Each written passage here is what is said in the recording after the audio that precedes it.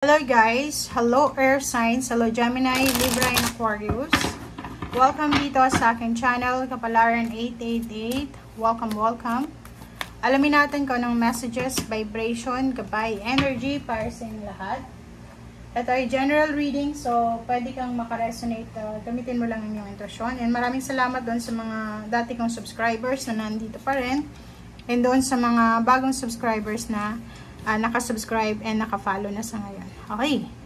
So, Air Signs, 8 of Raphael, 3 of Raphael, 7 of Michael, and number 14, 5 solutions. Dito sinasabi sa 8 of Raphael na may hinihintay ka na posibleng parating na sa'yo. Okay?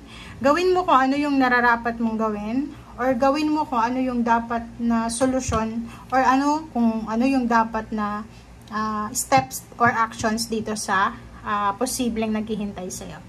3 of Raphael, may mga rason ka para mag-celebrate.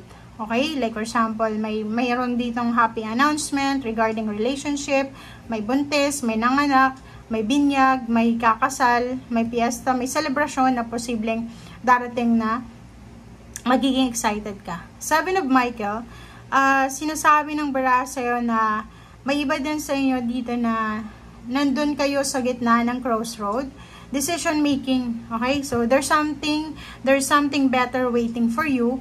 Kaso lang, nasa gitna ka ng crossroad, hindi mo alam kung saan ka papunta, sa left or right, or tama ba tong direksyon na tinatahak ko. But nandito si Archangel Zadkiel, yung solution number 14.5, na sinasabi si ni Archangel Zadkiel na yung success mo, yung tagumpay mo is galing yun sa mga risky decisions, sa kompromiso.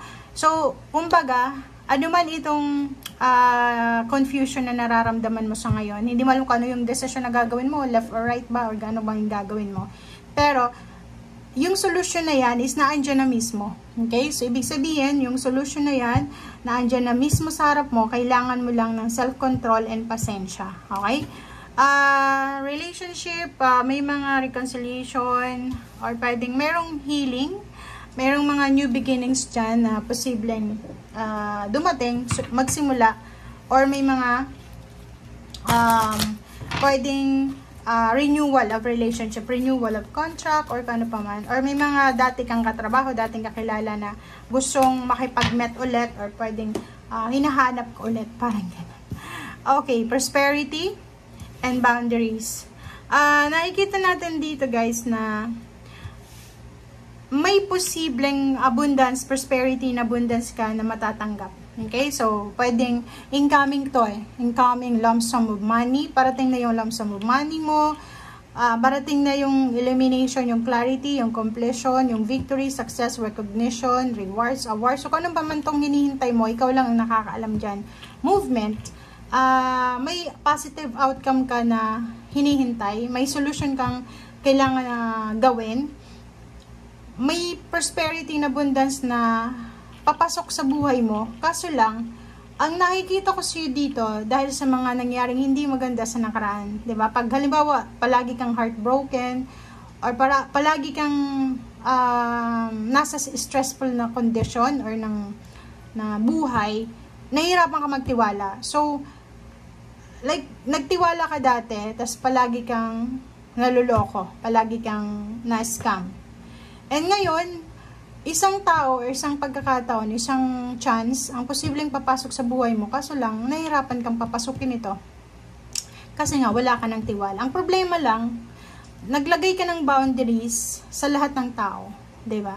Parang nakikita ko sa'yo dito na dapat naglagay ka ng boundaries sa specific lang na individual. Hindi, parang ikaw naglagay ka ng boundaries sa paligid mo, walang sino man ang makakapasok. Na dapat naglalagay ka lang ng boundary doon sa mga taong alam mo na nakagawa sa'yo ng masama, or nagpaplanong makagawa sa'yo ng masama. Kasi may prosperity ito may lump sum of money, may flow, may incoming flow ng money, or ng tangible things, physical things, earthly things na darating sa'yo. Ang problema lang, hindi siya makapasok-pasok kasi nga, yun na, paano siya makakapasok? Nakasarado nga yung pinto mo. Wala silang mapasukan. For example, may naghahanap sa'yo, mga dating mong kakilala, gusto ka nilang bigyan ng trabaho, gusto nilang bigyan ng pera, or bigyan ng chance, or bigyan ng karelasyon. wala silang alam sa contacts mo. Hindi nila alam yung numbers mo, hindi nila alam yung kung saan ka nakatira, or kung saan ka nila makukontak kasi nakaka-close ka na. Diba? Parang ganun. Ganun yung energy na sinasabi ngayon.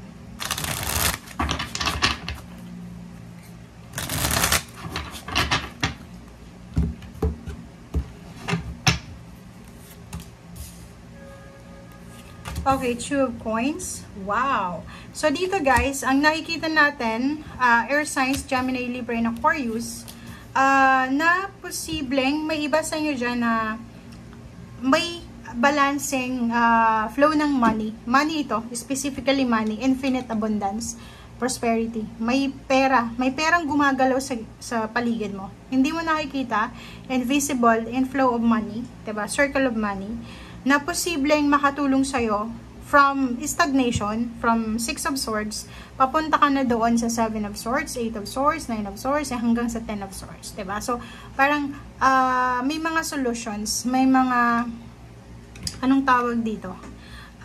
Solutions, source of hope, pag-asa yun, diba? Prosperity, parang ganun. Yun na nga, galing sa mga kakilala mo dati, kasi 6 of Cups and 7 of Cups. Ang nakikita ko sa'yo dito, dati mong katrabaho, dati mong karelasyon, or dati mong employer, na gusto kanyang makausap ulit. Gusto kanya ulit na bumalik sa buhay niya, bumalik sa trabaho. Parang ganun. Kaso lang, yun nga ang sabi ko sa'yo dito, yung boundaries mo. Nakalagay ka na naglagay ka na ng boundaries. So, parang ang sinasabi mo dyan, or iniisip mo na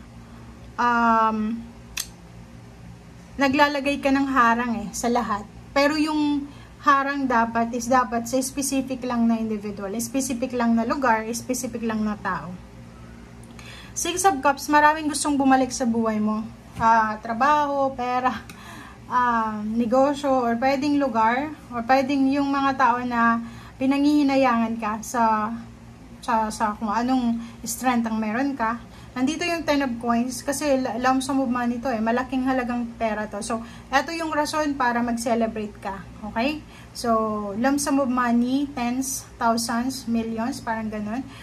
Sinasabi dito na eto ay naghihintay sa'yo. Nasa labas siya. Tingnan mo, nasa labas. Nasa labas siya ng boundaries mo na pwedeng magdala ng prosperity and abundance. Kaso hindi talaga siya makapasok. Paulit-ulit ng sinasabi or sasabihin ngayong araw na ito na may hindi makapasok-pasok na financial strength, financial prosperity sa buhay mo na kailangan mong papasukin. Nasa labas siya. So, maging aware ka. May mga binablock ka bang tao sa social media or sa personal na baka sila yung makatulong sa'yo sa inyong financial. Okay? Thank you guys and see you again. Bye!